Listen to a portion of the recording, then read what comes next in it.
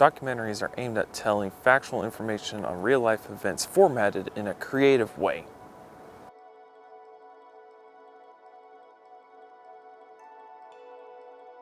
They are widely known and watched by people each year, with tons being made each year as well. It may look simple for a documentary to be made for someone who is not on the production side of one, and is instead on the viewing side. However, it takes a lot of planning, prepping, and filming to make a documentary come to life. To get some insights on what it takes to make a documentary, I interviewed a Murrow professor to see what experiences they have had working on a documentary. So we did one that was centered on Native American first food, they call it, and how they use their traditional kind of experience in farming and raising animals, and how they tend to forests to prevent wildfires. And then we did another one just last year that was kind of centered on the Oregon-Washington coast, the Columbia River Basin, and the history of shipwrecks down there, and what leads to that, and some interesting stories out of there. So those were the two main ones I produced for that. Planning is one of the most crucial steps when it comes to making a documentary, which is the pre-production phase of filmmaking. This is one of the steps that not everybody gets to see, so planning the idea for a documentary is a way to show how it looks behind the scenes.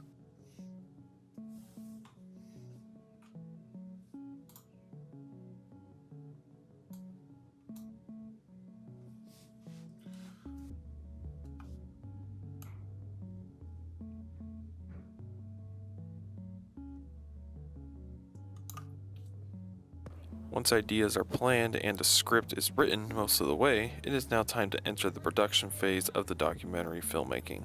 This includes getting B-roll footage, interviews with people who have an expert opinion on the topic, as well as showing overall what is happening during filming.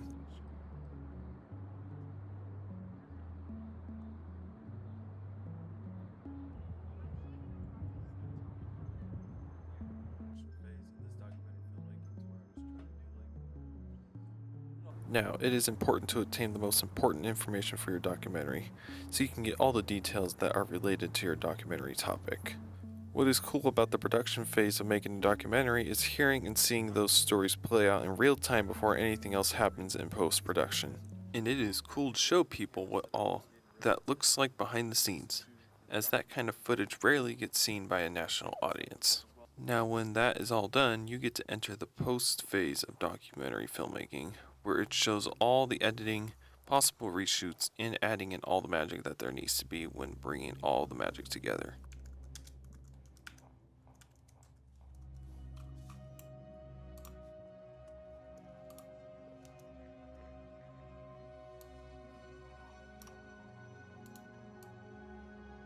Post-production bringing the magic together shows what is seen by audiences normally when it is all put together. So this step is important, as at most times that is the final product that is seen by the national audience. Now, while it has been fun and all making a long-form documentary as a student who has been making basic ones all semester, I wanted to see if more documentaries from an expert would be made in the future. I would love to. There's nothing really concrete right now. I don't really have any plans, but storytelling like that is always fun, and the whole puzzle, as I mentioned, of trying to figure out how to piece things together is something I love doing. So I would love to, but no firm plans right now.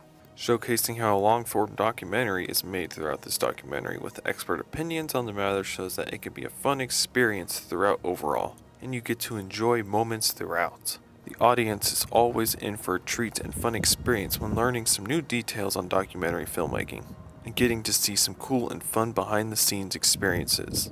I think that if there were more opportunities like this where documentaries showcase their shows or movies being made behind the scenes, it would make the documentary filmmaking area skyrocket like crazy.